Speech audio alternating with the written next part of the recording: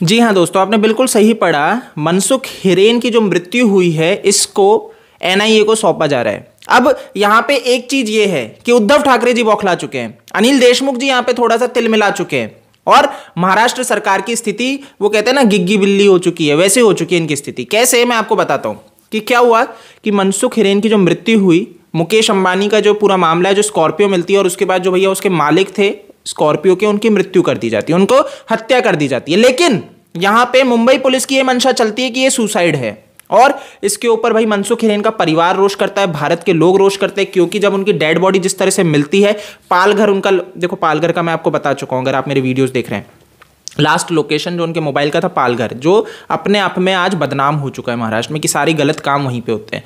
वहां पे उनका लास्ट लोकेशन होता है, शरीर कहीं और मिलता है और जो शरीर मिलता है जब बॉडी को निकाला जाता है पूरे कीचड़ में, जब वो सना हुआ होता है भाई, मुंह पे रुमाल बांधे हुए होते हैं। तो आप इस चीज को समझ सकते हो कि यहां पे क्या किया गया है। लेकिन मुंबई पुलिस को ये सब देखने के बाद भी ये मर्डर नहीं दिखता उनका, तो भैया सुसाइड की तरफ जाते हैं। लेकिन फाइनली अब जब ये रोष होने के बाद, ये सारी चीजें होने के बाद, एनआईए की एंट्री होने के बाद, इन्होंने एटीएस को केस सौंप दिया है और अब उद्धव ठाकरे जी को लग रहा है कि इस दाल में कुछ काला है, तो इसको मर्डर के उसमें केस रजिस्टर हो गया, मतलब मर्डर बताया गया क्योंकि अब इनको डर है।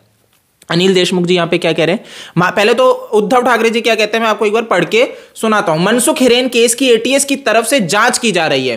सिस्टम सिर्फ एक व्यक्ति के लिए नहीं है, पिछले सरकार में भी वही सिस्टम था। हम पूरी तरह से विश्वास करते हैं, इसलिए एटीएस की जांच जारी है। लेकिन इसके बावजूद अगर केंद्र इस केंद्र को एनआईए को सौंपता है तो इसका मतलब यह है कि कुछ संशय युक्त है। हम इसे तब तक नहीं छोड़ेंगे जब तक इसका खुलासा नहीं कर देते। अब समझने वाली चीज है, सचिन वाजे जी भैया इसको लीड भी कौन कर रहे हैं? सचिन वाजे, वही व्यक्ति जिन्होंने सबसे पहले इस मनसुख हिरेन की बॉडी को सामने देखा, जिनको लेटर मिला, सारी चीजें मिली, ये वही सचिन वाजे है जिसके ऊपर सवाल खड़े हो चुके हैं, जो दागी है, हर गलत काम में इनका भैया आजकल जिक्र आ रहा है। और ये भी है कि भाई मनसुख हिरेन और सचिन वाजे की पहले पास्ट में बातें हो चुकी है, कॉल रिकॉर्ड्स खंगालने पे, तो ये गंभीर है। और तो ये क्या जांच करेंगे तो आप खुद सोच लो। तो यहाँ पे उद्धव ठाकरे जी है कि हम जांच नहीं छोड़ेंगे, हम भी हमारी जांच रखेंगे और भैया इस मामले को जाने नहीं देंगे, क्योंकि समझ में आ रहा है क्या करने की कोशिश की जा रही है।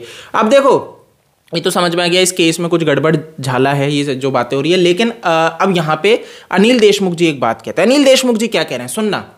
कहते हैं ये जो एंटीलिया का मामला है, जो मुकेश अंबानी का घर है जहां पे भैया स्कॉर्पियो मिली, इसके ऊपर कहते हैं मामले की जांच एनआईए के हाथों में सौंपने के बाद, ठीक है, अनिल देशमुख जी ने कहा राष्ट्रीय जांच एजेंसी ने जल्दबाजी की है। मतलब एनआईए यहां पे आना, ये एक बहुत ज्यादा जल्दबाजी की जा रही है। जो मुकेश अंबानी के घर के आगे स्कॉर्पियो मिली थी उसकी जांच एटीएस कर रही है।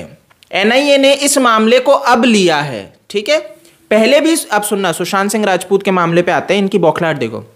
पहले भी सुशांत के मामले को मुंबई पुलिस से सीबीआई ने लिया था। मुंबई पुलिस क्या कर रही थी बहुत क्लियरली आपको पता है ना। मुंबई पुलिस सिर्फ और सिर्फ मजाक कर रही थी। इवन कोर्ट ने तो कहा कि आपने अभी तक इन्वेस्टिगेशन की ही नहीं है ना, आपने कुछ किया ही नहीं है। अब भाई सीबीआई ने लिया है। सभी को ताज्जुब है कि सुशांत केस को सीबीआई ने लिया था और अभी भी बता नहीं पाए कि सुशांत ने आत्महत्या किया था या हत्या हुआ था, ठीक है। तो इनका कहना है कि भाई सुशांत सिंह राजपूत का केस जो सीबीआई के पास गया वो अभी तक नहीं बता पाई।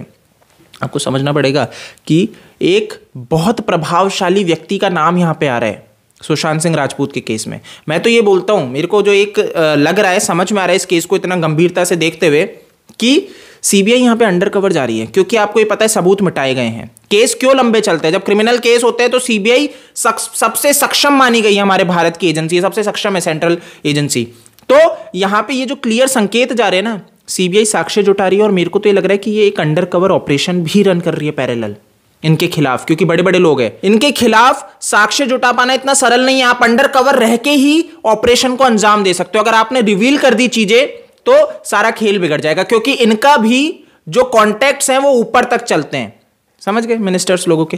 तो यहां पे ये चीज है, तो ये संकेत एक जाता हुआ नजर आता है। तो मेरे को जो लग रहा है कि यहां पे इस वजह से समय लग रहा है, क्योंकि कोई कमी, कोई ढील ना रह जाए और अंडर कवर रह के अब साक्ष्य जुटाए जाए।